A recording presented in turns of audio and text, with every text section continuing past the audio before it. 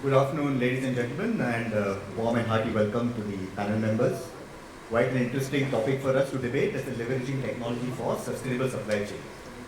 When I look at this particular topic, my memory goes back 40 years ago, specifically 1985. I was a young chemical engineer, just graduated from the institute, and I joined a petroleum refinery. And there were a lot of celebrations happening at that point in time. And the celebration was about launching the transportation of petroleum products from Mumbai to Pune. So this was happening 40 years ago, when the concept of supply chain was not heard of, the concept of logistics was not heard of, leave alone sustainability and ESG. So it was definitely a very novel concept, but at the same time there was a lot of cynicism, because petroleum products per se are hazardous products, and people were quite skeptical about the transportation of the products from Mumbai to Pune. And those were the days when the PCs, I think, had just about come in. The refinery, in fact, did not have a single PC at that point in time, a personal computer at that point in time. Telecommunication was in a deplorable mess. When you had to call from Mumbai to Goa, you had to go via a telephone operator. Between two cities in Goa, you had to go via a telephone operator. There was no internet. And yet, this was accomplished. And here technology came to the rescue. Technology in terms of cathodic electrodeposition, technology in terms of novel means of communication, technology in terms of control systems, all this happened. And it's very heartening today that I'm moderating a panel discussion, which is again about leveraging technology in sustainable supply chains. And what is fortunate for us is we have a distinguished set of panelists, panel members with rich and diverse experience in various aspects of technology. And I'm sure each one of us will be very keen to sort of hear from them as to what has been their specific experience in terms of technology for supply chains. So what I'll do at the outset is I'll request each one of them to maybe briefly introduce themselves before we actually set the wheels in motion. Maybe Dr. Vidya. Good afternoon. I think it's quite late and I'll stick to the time. As you know, my name is Dr. Vidya Tikku. I'm with the Aditya Birla Group. There is a group sustainability cell, which is more of a strategic cell, which guides all the businesses within the group on various aspects of sustainability.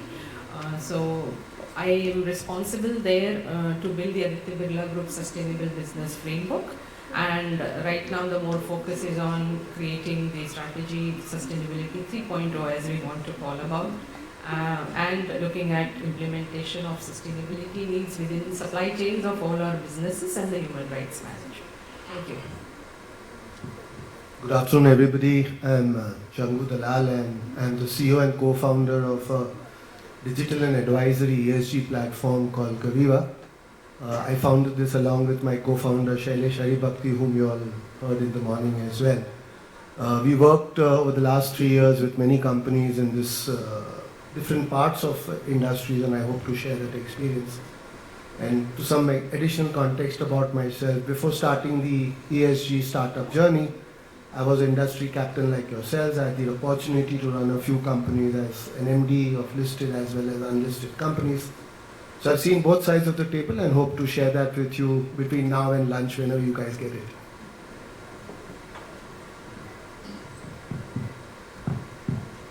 Good afternoon, I'm Lieutenant Colonel Monesh Ahuja. I work in the biomass bioenergy sector, and we work closely with large corporates in a B2B segment for decarbonization within their plant boundaries, and also for the scope 2 and scope 3 emissions outside their plant boundaries.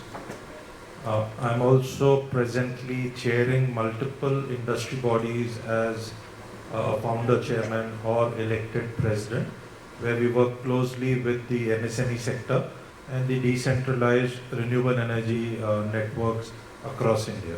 Thank you.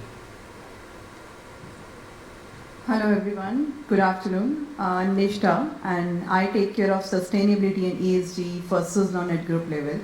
I've worked on almost all spheres of sustainability, seeing from all the aspects of what are the challenges and what are the opportunities. I did my master's from Delhi University. I have had worked in consulting.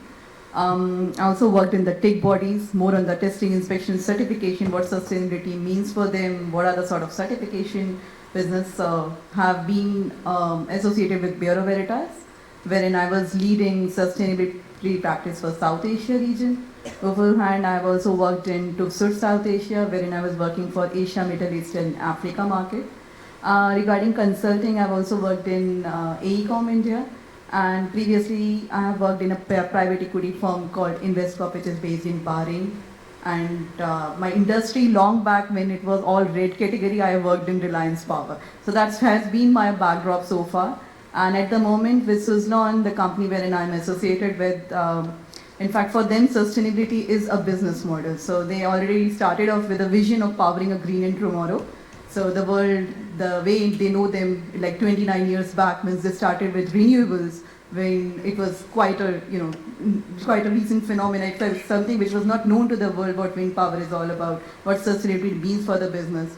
So it's definitely an opportunity to work with them and to see what we are working not just internally but also for decarbonization of the other industries as well. I'm glad to be a part of this forum. Thank you. Good afternoon, my name is Varun Chopra. I run Gear. We are a private equity funded material handling equipment company, MHE for short, more commonly known as forklifts, right? So we provide forklifts and other MHE equipment for manufacturers as well as top warehouse players across the country. We have the privilege of being one of the leaders in the MHE rental space. And it gives me great pride to share on behalf of my organization that we're leaders in the zero emission MHE space. So we've deployed about 1,000 plus assets across customers such as Flipkart, Reliance, Vedanta. We've deployed the single largest lithium-ion forklift fleet at a smelter at Vedanta Jharsuguda. We've also deployed the first ever 10-ton lithium-ion forklift in the history of this country. It's a privilege to be on this panel representing 1,100 plus of my team members who are working hard behind the scenes while I'm here having this conversation. So privileged to be here. Thank you. Thank you very much for that. So before we get into the specifics and your stories with regards to your personal experiences with regards to leveraging technology in sustainable supply chains, just like to have a general discussion, a general perspective on technology and sustainable supply chains. If you could please share that.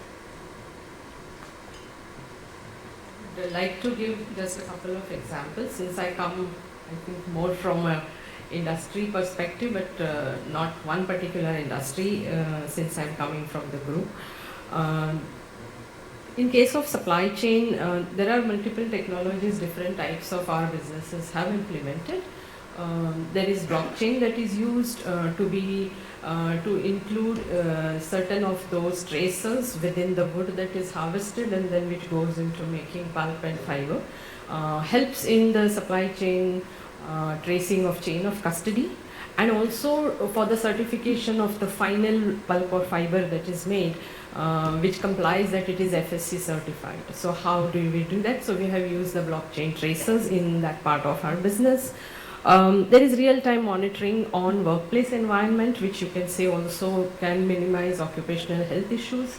So sensors are there for that, for certain exposures that can happen, especially the chemical or gas exposures that happen, and also for the external environment exposures. So there are various methods and technologies used for real-time monitoring. Even people who are working in certain places where there is a chance of exposure to ammonia or CS2, they do work with sensors placed on themselves, so that very closely monitored to avoid any unwanted exposures and quick action that can be taken.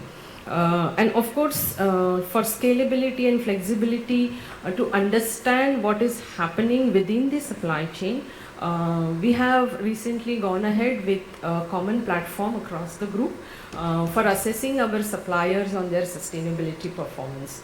And that doesn't include only carbon footprint, but it's on 5 verticals of labor or labor laws compliance, human rights, anti-corruption and bribery, of course, environment and occupational health and safety.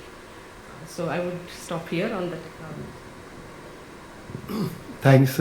Before I give my perspective, I'd just like to take a minute on this topic of Scope 3 because we've been hearing this all morning and the challenges that we all face. As I mentioned to you in our journey at Gaviva, we had the opportunity to work with many companies across different industries. And the fundamental, so we've had all kinds of clients. Some are the checkbox, tick box kind of guys, some are the genuine companies who are interested in doing things. At the end of the day, what we've realized is, and I'm sure all of you also agree with that, Scope 3 is nothing else but someone else's Scope 1 and 2. So as long as you as an organization have imbibed and got your Scope 1 and 2 fundamentals right, getting Scope 3 should be a logical extension up and down your value chain, as long as you treat them as true value chain partners. So our experience has been technology is great, but embrace Scope 1 and 2 yourselves, and then Scope 3 becomes a logical extension. Just to then share a couple of our perspectives on how technology is being used, and that's what we do at Gaviva all the time. I've taken a couple of examples of the clients that you deal with. So this is real practical things over here. One of them is a global supply chain logistics company, which we're dealing with for the last 2.5, 3 years now. What we've done is we have gone and integrated our platform with their core logistics software technology platform over there. And we reached a stage over the last almost 6 to 9 months that every time a consignment moves anywhere across the globe, and that's tracked to their software system, parallelly it goes through our platform, and we get to know what exactly is the emission of that consignment as it moves to multiple modes of transport. Now, what is the practical use of that? What happens is this client of ours, which is in supply chain logistics, today, some of the most premium customers globally are no longer happy with get my goods from A to B in the fastest possible time and with the lowest possible price. That would be the two key drivers earlier, the financial and the time metrics. But now their customers, for whom they are the Scope 3, also want to know that for my particular consignment on a monthly basis or all of the goods that are moving, what is the emission that I'm doing?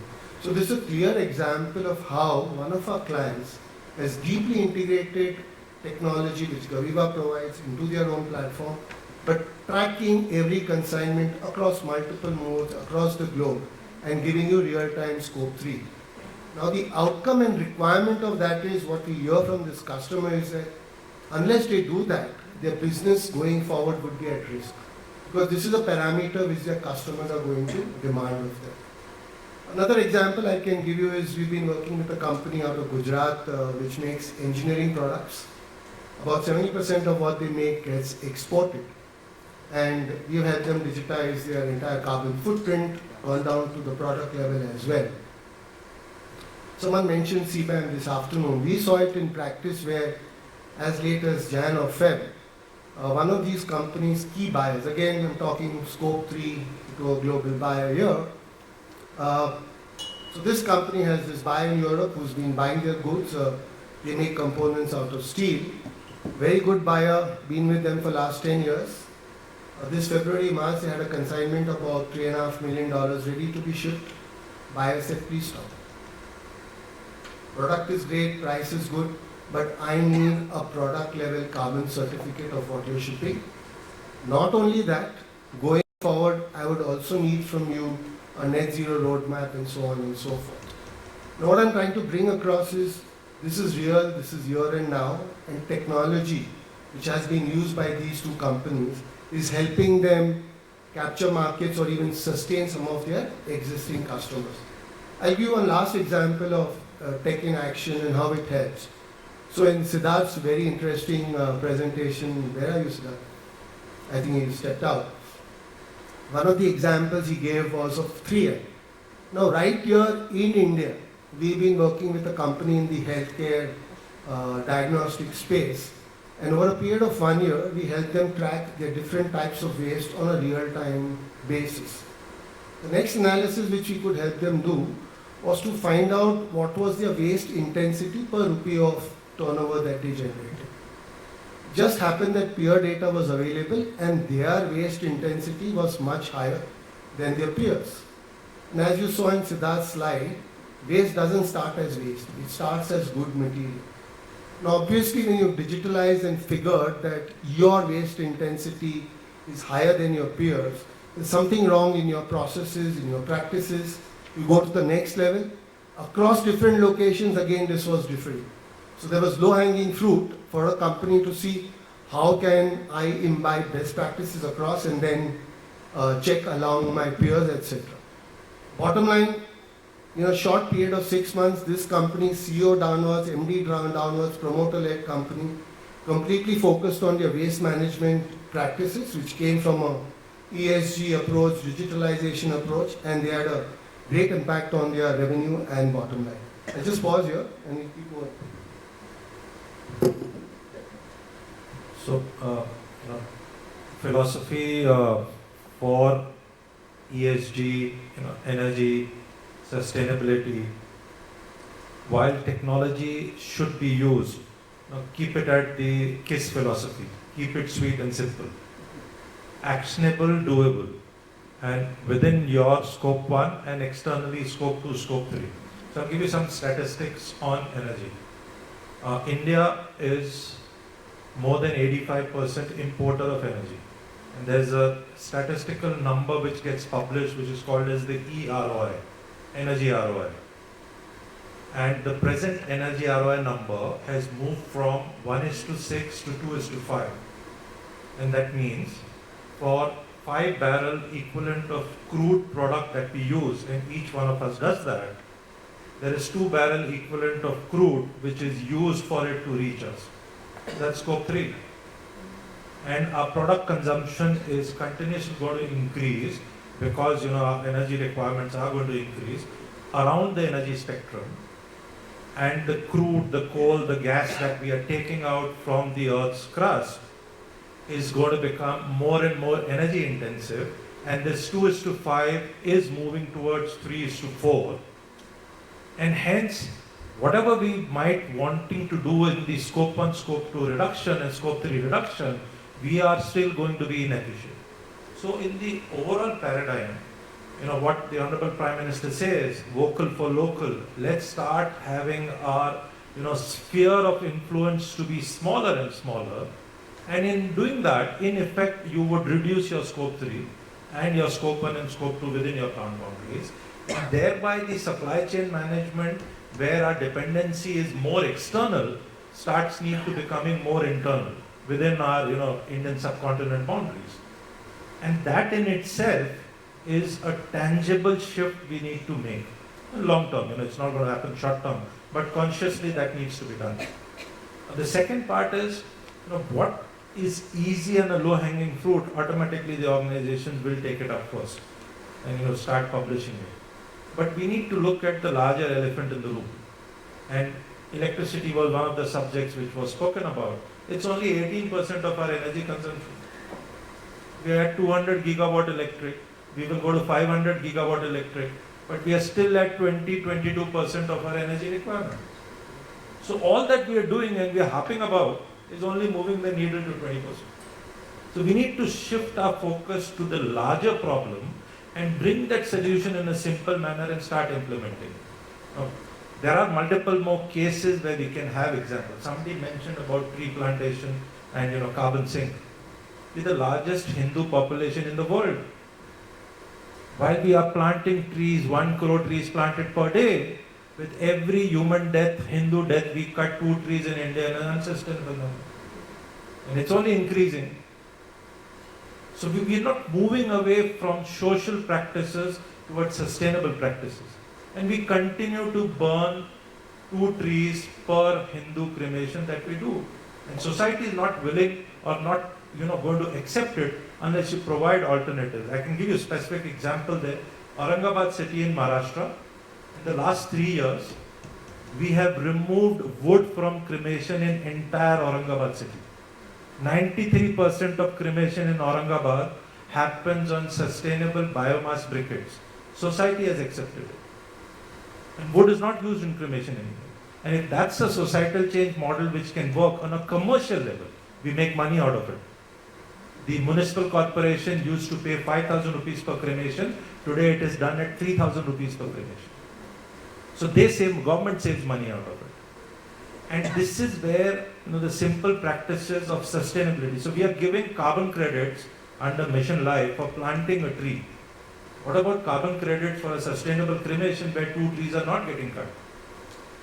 That's also going to happen. So there are multi cases of scale which can be brought in, which needs to get implemented.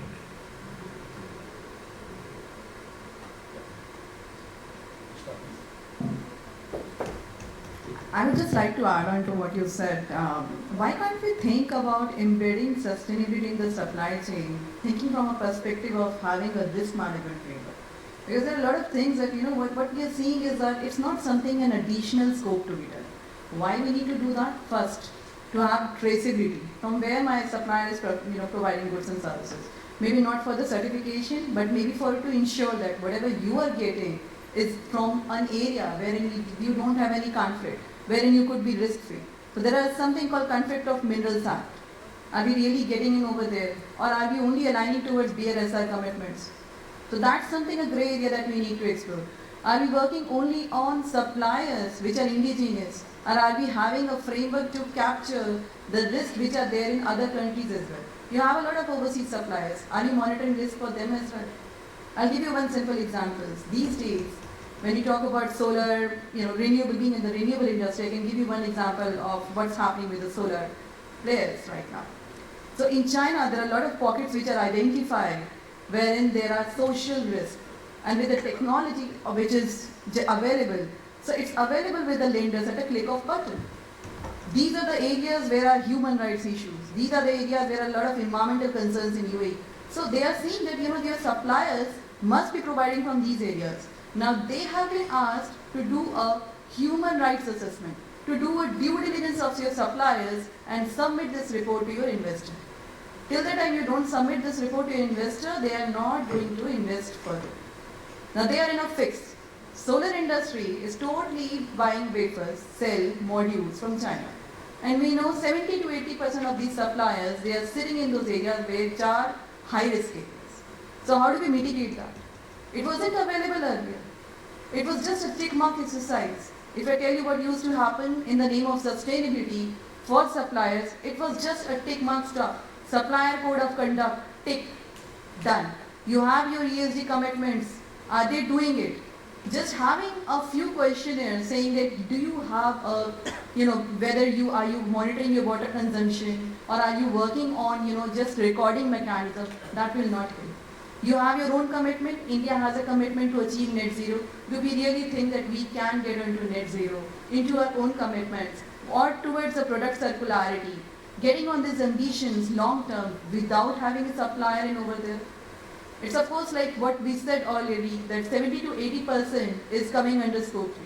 Till the time we all work towards carbon reduction strategy, not just for our company, but also for the suppliers, not just working on educating them, awareness, but also working towards a carbon reduction plan, and also on a social pillar, which is a grey area, what people never used to talk about it, it's emerging out that that's an area of concern. There are a lot of issues, human rights, they're talking about forced labor, child labor, and on these concerns, people are actually coming up with, these are the things that we need to really be considering. There are a lot of governance issues as well, which would actually be a risk for your own company. So that's the thing that we need to evaluate that in totality, when it is also aligned with your sustainability commitments. You have a commitment, are they aligned towards that? Don't think about a short-term goal. So that's where we need to work on the digitalization, use the tools which are available. It's not waiting for the lenders to come up to you, see that they are already aware of, and then you enact on that. Think prior to that, come up with a tool, come up with your management strategies so that you are working and using towards that for a risk management for a long-term future. Thank you. So I think, going back to the point of technology, right? I think first we just take a step back. India's net zero stated target is 2070. It may seem it's 46 years hence, but the time to start was yesterday. We've all touched upon scope 1, scope 2, scope 3. we understand that scope 1 is from owned assets, scope 2 is the source of power, scope 3 is from sources which are outside your control. Scope 3 is 70% of the emissions. Now what net zero means is, even this table, if your net zero comes from a manufacturer who's net zero, and that's where the challenge comes in. Supply chain accounts for 60% of the supply chain emissions. I think that's why we're having this debate. Now, coming to the specific point of technology, I work in a very small part of the supply chain, which is forklifts and material handling equipment. The good thing is, if it's running well, it's great. But the minute a forklift stops, your raw material and finished good movement stops. That means your business stops. So the use of technology, my submission comes from 2 points of view. While the focus is of course on sustainability, there's also the aspect of safety, which is critical and interlinked with sustainability. Now Dr. Vidya spoke about sensors. Now in MHEs, we now have sensors which are, please pardon the sexist language, it's man to man and man to material. That's the technology, the term that is used. So our forklifts stop if they gauge that there's a human with a certain sensitivity. If it's material, it has more sensitivity. So that's the kind of use of technology that we're doing. And this also helps from a productivity point of view, because if you have, God forbid, an accident on the site, it goes back to the whole EHS aspect, where of course there is a root cause analysis, so on and so forth. So one aspect is the use of sensors. The second thing which I would like to touch upon, I'm sure all of you are well aware, is the use of lithium-ion batteries, right? So just to share with all of you, there's not one type of lithium-ion, there are actually 8 types of lithium-ion. The lithium-ion that is used in a passenger vehicle, which is a Tata Nexon, etc., is a NMC, it's nickel, manganese, cobalt. That's a battery which is more suitable for range. In the material handling equipment space, we use LiFePO4, which is lithium iron phosphate. It is dust resistant, it is fire resistant, and we at Gear make our assets IP54 rated, which is water resistant. So these are the critical kind of technologies that we use. The certification that we use to make our batteries a lot more safer and sustainable. I just want to end this particular point by saying, I remember Dr. Ajit talking in his session on the point of cost, right? So I think the normal conversation would come, hey, and there were, in the earlier discussion was, is it part of the P&L item, P&L sheet, etc. So there are 2 aspects to this. One thing is, you've got to keep it, as Lieutenant, very clearly mentioned, keep it simple. We use something called a TCO, a total cost of ownership analysis. It's simple Excel, no rocket science, where you have to demonstrate that your unit economics work. Net zero is great, but it has to either lower my OPEX and or increase my productivity. And that is the inflection point that we're seeing right now. And that's where we are going to see sustainable energy patterns or sustainable energy via use of technology have much greater adoption going forward, because the unit economics are working, and that's where we're seeing a much faster adoption. Thank you. So we had excellent perspectives from each of the panelists. Something like the interdependence of scope 1, scope 2, and scope 3. What is scope 3 for one? Maybe scope 1 and scope 2 for the others. That was an excellent perspective. Then we got from a conglomerate as to what are the various initiatives being taken in the direction of sustainability, like for the fiber manufacture, use of sensors and so on. The example of an integrated platform as to how it can actually enable tracking and tracing and facilitate the reporting in terms of sustainability. That was very interesting. Then there was an excellent thought in terms of the use of sustainability for cremation, the area of cremation. That is really good. And it's not enough that we focus only on the low-hanging fruits. You also need to look at the elephant in the room. So that was, I think, an excellent thought. And the aspect of risk management, as to how that could be very important, the use of risk management frameworks, especially when we're dealing with suppliers from other countries. And then finally, we also had an excellent perspective of integrating safety with sustainability, and also looking at the cost aspects, the total cost of ownership and so on.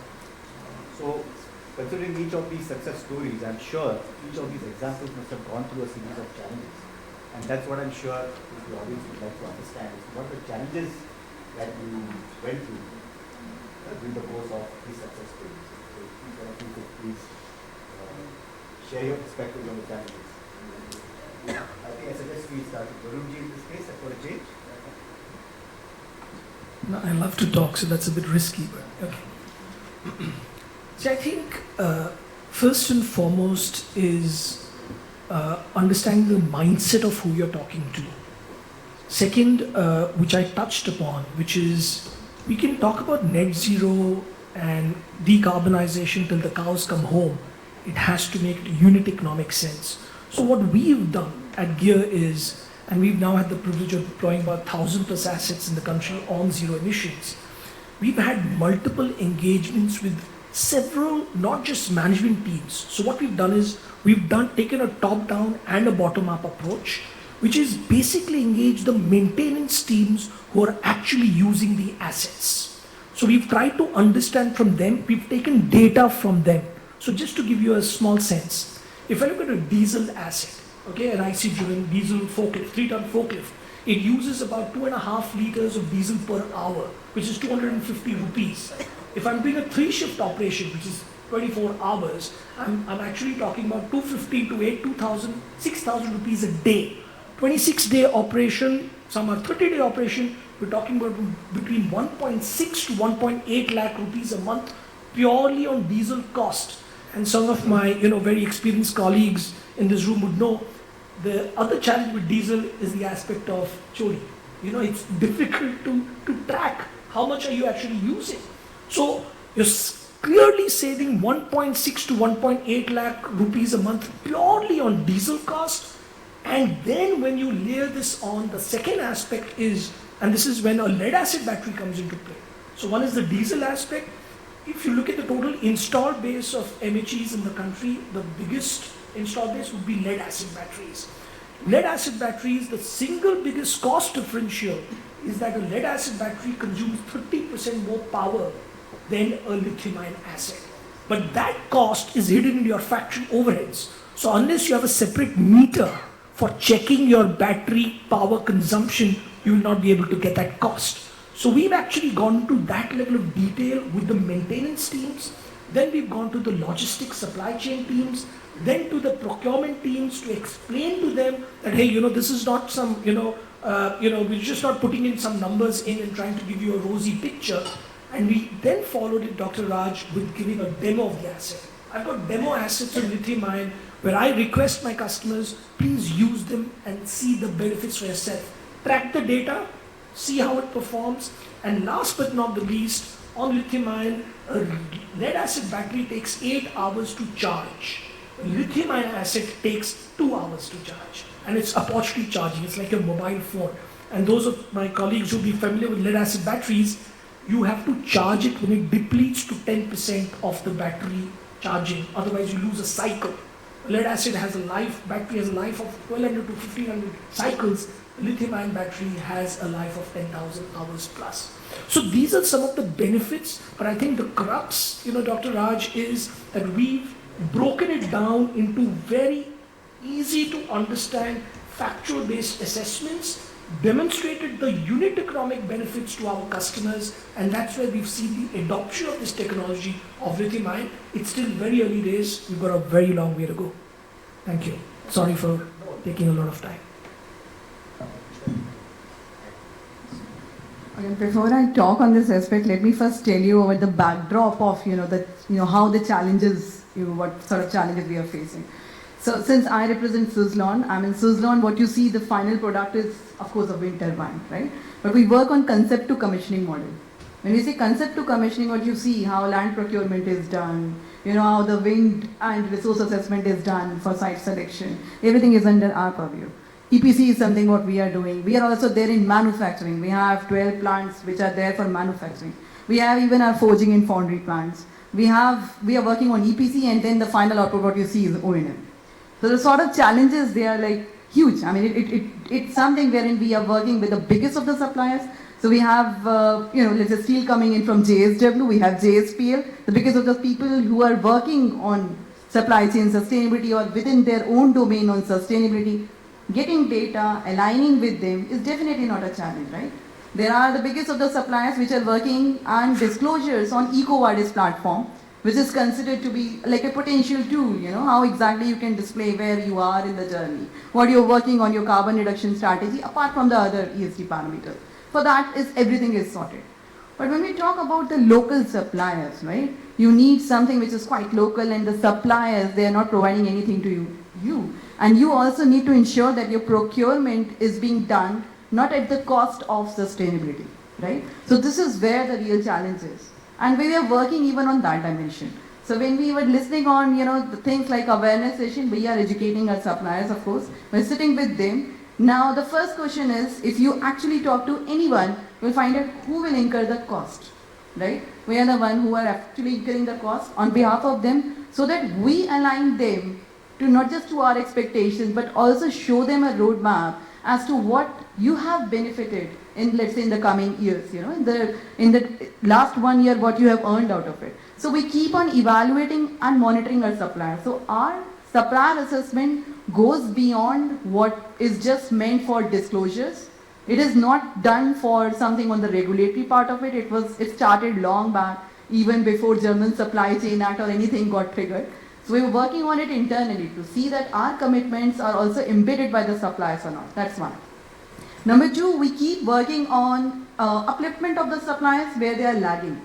So if there are a few issues on which is like consistent across all 4 entities what we have, we are also working with them that, how do you really mitigate these challenges? What are the things that you really need to work on? How we can support you in this journey? So that's like an overall sustainable supply chain roadmap implementation. So what we work internally within our organization, there is something that we are working even for the suppliers. So that's like a continuous upliftment of the suppliers, and we even have something like even reward scheme that we keep calling your suppliers to, to give them motivation that what you did was fantastic, and you really need to work even on that. So for us, our suppliers are our partners in this journey, and we are very much aligned on one thing, that even if we really need to work on traceability, it is something our commitment, because we started with that vision of, that this is like inherent within what we are working on. So if we need to work at product level, we need to have traceability. If we need to get into net zero commitment in future,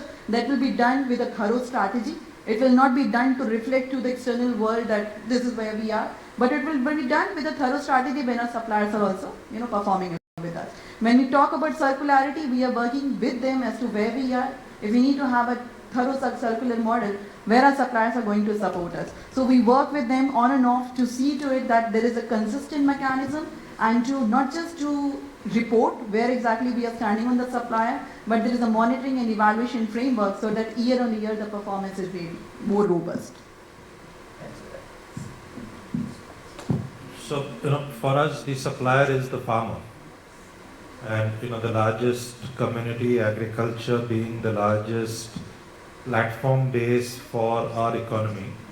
And we work with farmers with the farm agri residue.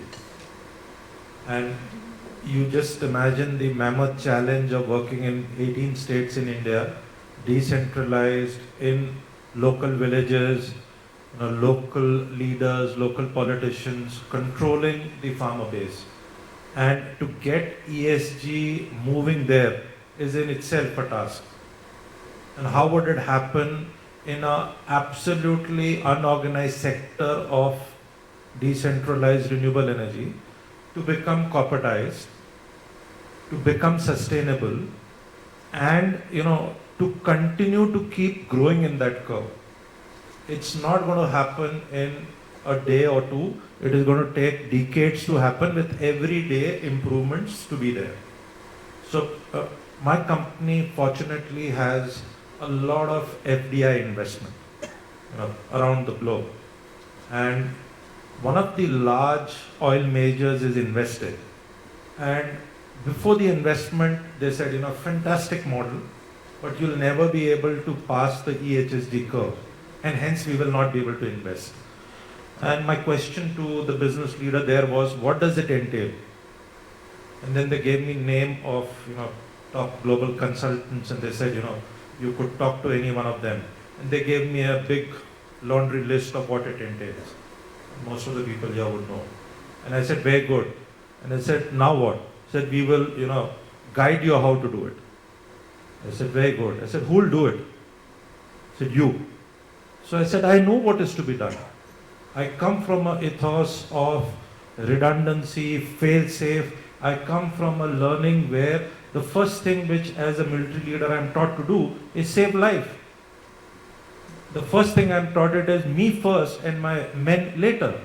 And if I know maybe better than you how to do it, and if it has to get implemented, and you are not taking the onus of that implementation, but it's only guidance, I will do it.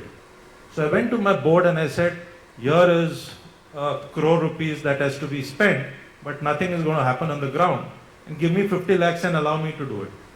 And that oil major, I told them, come for a black demo of what we do on the ground. And see that nothing is right. And give me 3 months and allow me to spend this 50 lakhs. So money has to be spent. That's the point I'm coming to. And then allow me to do something and do an audit after 3 months. And what we did was a 1-week EHSG course run by CI for the top management. I sent them ASAP and gave them 3 parts in India and I said, implement what we know best. And after 3 months, the global audit said, the remarkable change in 90 days what this organization could achieve, they will be able to in a path over the next 5, 7, 10 years do much more. And that was the start point for EHSG for us. Because the capital would have not come in had we not done that. The second part is how do you start implementing it at the farmer base? And that's where the ownership of a model starts coming in. Once they start believing in the ownership of the large consumer, which is us in this case, they start listening to you. And hence, if we have to drive the scope 3 emission reduction, you need to be participative there and supporting that. One small element, the farmer across India typically has a trolley which on a 45 to 55 horsepower tractor, which is popular in India, moves about 2 tons of weight in the road network ecosystem that we have in India. And just imagine for me to move hundreds of thousands tons of biomass from out of fields using that diesel tractor with 2 tons of a turnaround per trolley trip. And 12 years back when this problem statement came, we started working in that KISS philosophy of doing things. Today with that same tractor we move 14 tons per trolley trip. So we went from 2 to 6, 6 to 8, 10, 12, today 14 tons. And thereby I have been able to reduce my carbon footprint on every ton of biomass that I move within a small radius of 50 kilometers. Do I report it? My investors do. Do I audit it? Now I do. Because inherently we have been able to reduce the scope 3 carbon emission reduction. I gave you an example of cremation and you mentioned that. Government was not willing to take ownership. The municipal corporation was not willing to take ownership. A problem statement about 4 years back where multiple bodies during COVID time, no wood for cremation, horror stories of cost spiking almost 10 to 12 times. And India Today cover, showing, and sitting in my house, I said, I have briquettes lying, why can't I, supply this for cremation? And I sent briquettes to Pune Municipal Corporation, Navi Mumbai Municipal Corporation, and there was nobody able to use it. So we took this problem statement and said, we will solve this, we will teach them how to use it and let's see if it happens. And it was a cost. So I went to my board again and I said, give me money to burn and attempt this. And they said, why? We are not at the level of doing CSR. I said, we will come to that level, but let's do this because if we are able to do it, and today for investment in this sector, the VC funds asked me statistics. I said, India's growth rate of birth rate and the death rate is the statistic graph. I don't need to do anything. So what statistics do you want? We are the highest increasing population in the world. So the business is going to grow with that same graph.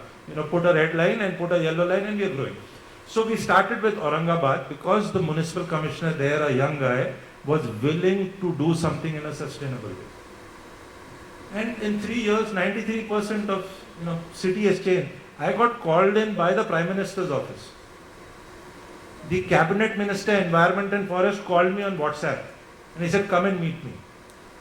And then he said, this has to be done in every village in India, in every district. How do we do it? And I presented a paper. And today it is going to happen where in India, the societal change for briquettes to wood replacement has been taken up by government. So if you are able to do it and show it, government is also willing to take it up. Numbers also stack up. Huge, numbers stack up, you save money, you save environment, there's a carbon credit monetization around it, and business of death. So there's no problem there. But the decentralized model of making it ergonomic, making it sustainable. So today we are putting capital in crematoriums to make them compliant, make them cleaner across India. And it's happening across India. Maybe if you go on my website and you'll see things there. Sticking to Dr. Raj's question around challenges, as I said, I can give you a representation of what corporate India faces because that's what we deal with. If you actually look at ESG, why does corporate India or any corporate in the world do it? Finally, it boils down to a couple of reasons. One is a regulator pushing you to report something, or you want to see economic and business outcomes. I think the latter is starting to outweigh the former. Now, to achieve any of this, what you need to start with and end with is a huge amount of data and information, which is in a raw format, spread across the organization, which has to be obtained from multiple stakeholders. So now what is the challenge which corporates face? I need multiple amounts of raw data. It could be on human metrics, energy, waste, water, all kinds of things from different stakeholders.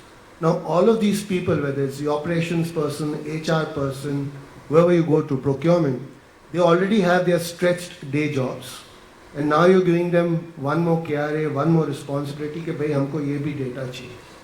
So that, if you ask me, in ESG journey for corporates, the availability of data from stakeholders who are already burdened doing something else is a big challenge.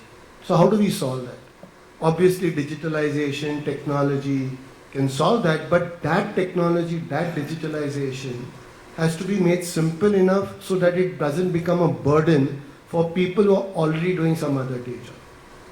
And I think what really helps in our domain, for all of us who are in this room, I'm sure all of you are in ESG sustainability and hence spending this morning, afternoon, evening at Geo World Center, is the fact that we work in a domain, if properly presented to every stakeholder, internal and external, can not only appeal to the person's head, which is the pure business logic, but with a little effort to their hearts as well.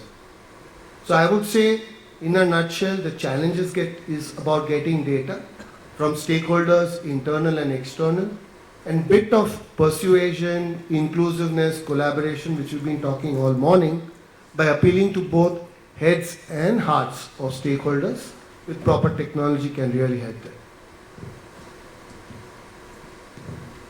So I think I'm the last one. It was to talk about data because that is where the quality of data, and first of all it lies in multiple silos. But before that, when we started on supplier sustainability or sustainable supply chains as we speak about it, we did have an internal standard developed around 7 years ago across the group, but there were no takers. So internally that was a challenge. So we waited, okay, everybody was keen, we'll work on EHS aspects rather than go out with the business partners and look at suppliers. And then after COVID happened and the investors came down saying, we want this information data, what you are doing in ESG is the word they started using, and also what is happening in your supply chain. Then that is where we found that, okay, now there is interest within the group, with all the businesses, that we need to go to the supplier. So the very first challenge was selling this whole thing to the procurement function. So far, they were still outside that person. Though we said sustainability is a strategy, it is not something which can stay out of business. But still the perspective was, okay, we have an environment person, we have a safety vertical, so they are doing things and that's it. Because GRI reporting was largely confined to that and it worked until that time. So the very first challenge was selling this concept internally that this is what is needed. And of course, because investors and customers started asking for it, that was the great push that happened. Then came the point about, then what do we do? How do I go and talk to my suppliers that now I want your information on these things? So we looked around with all our procurement functions, and everybody had written something in their supplier code of conduct. Some were good, some were just sort of eyewash that you meet all the legal compliances, and they told me that legal compliance, they should know what they have to do. So why should I spell out everything?